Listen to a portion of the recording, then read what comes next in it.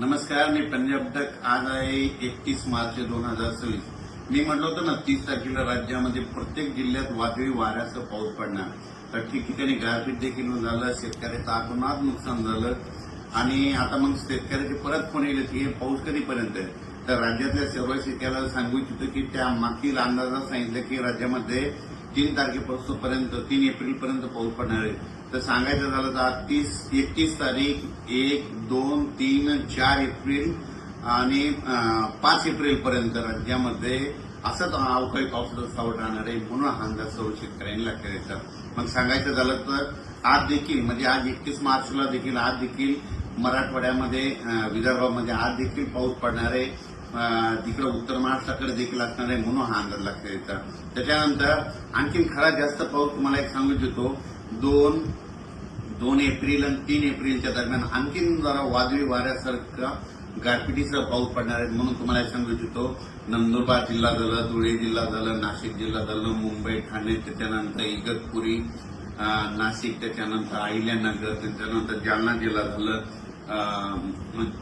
जिल्हा झालं, संभाजीनगर झालं, जळगाव जिल्हा झालं, धुळे, नंदुरबार, जळगाव, बुलढाणा जिल्हा, अकोला जिल्हा, अमरावती, वर्धा, नागपूर, भंडारा, गोंदिया, चंद्रपूर, यवतमाळ, वाशिम, हिंगोली, नांदेड, परभणी, लातूर, बीड, धाराशिव,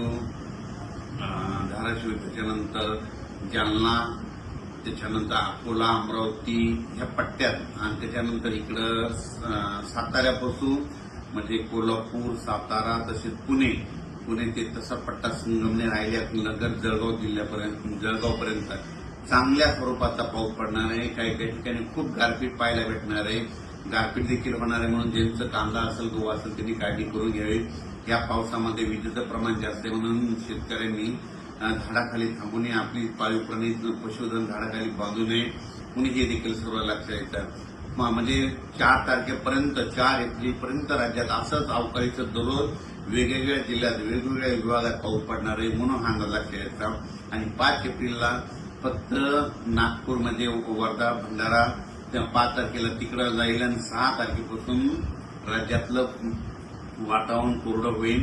म्हणजे 6 एप्रिल नंतर राज्यात कोरडं हवामान होणार आहे. म्हणून हा अंदाज सर्व शेतकऱ्यांना लक्षात येतात. पण आणखीन पण 31, 1, 2, 3, 4 तारखेपर्यंत 5 दिवस पावसाळ्यासारखा पाऊस पडणार आहे. खूप ठिकाणी गारपीट होणार आहे. काही जणांना म्हणजे आतापर्यंत गारपीट ज्या भागात झाल्या तिथं देखील गारपीट पाहायला भेटणार आहे. म्हणून हे अंदाज सर्व शेतकऱ्यांना लक्षात येतात. खास करून शेतकऱ्याला सांगू इच्छितो जे कांद्याचा पट्टा आहे म्हणजे साताऱ्यापासून ते असा बारामती, पुणे म्हणजे जवळपास 150 गाव आहेत. तर पुणे असा कोकणपट्टी, त्याच्यानंतर अहिल्यानगर, बीड जिल्हा, संभाजीनगर, इकडे नाशिक, जळगाव ह्या पट्ट्यामध्ये जरा जास्त गारपीट होणार आहे. म्हणून हा अंदाज त्या कांद्याच्या शेतकऱ्यांना लक्षात येताना आपण आपले कांदे असतात तर काढून झाकून ठेवायचे. म्हणून हे देखील त्या शेतकऱ्यांना लक्षात येतं.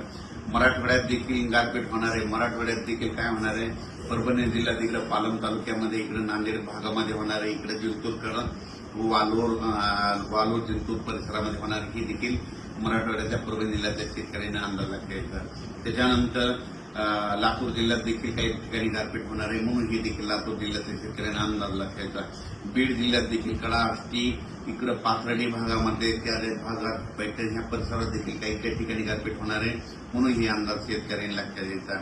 म्हणजे सांगायचं झालं तर अकोला जिल्हा, बुलढाणा जिल्हा, तर बुलढाणा जिल्ह्यात घाटाच्या खाली म्हणजे शिंदखेड राजापासून ते बुलढाणा, चिखली त्या परिसरानं घाटाच्या खाली खूप मोठ्या प्रमाणात गारपीट होणार आहे. म्हणून शेतकऱ्यानं आपली जनावरे, पाळीव प्राणी, पशुधन व्यवस्थित ठिकाणी ह्या 4 एप्रिलपर्यंत बांधून ठेवून स्वतःचं संरक्षण करायचं. अकोला जिल्ह्यात देखील गारपीट होणार आहे. अमरावती जिल्ह्यात देखील होणार आहे. वर्धा जिल्ह्यात देखील गारपीट होणार आहे. यवतमाळकडे देखील होणार आहे. म्हणून हा अंदाज सर्व शेतकऱ्यांना लक्षात येतात. म्हणजे सांगायचं झालं तर 4 एप्रिलपर्यंत दररोज वेगवेगळ्या भागात 1 दिवस आड पाऊस पडणार आहे. म्हणून हा अंदाज लक्षात यायचा. आणि या पावसामध्ये विजेचं प्रमाण जास्त असल्यामुळे हे देखील लक्षात यायचं. म्हणून हे देखील लक्षात यायचं.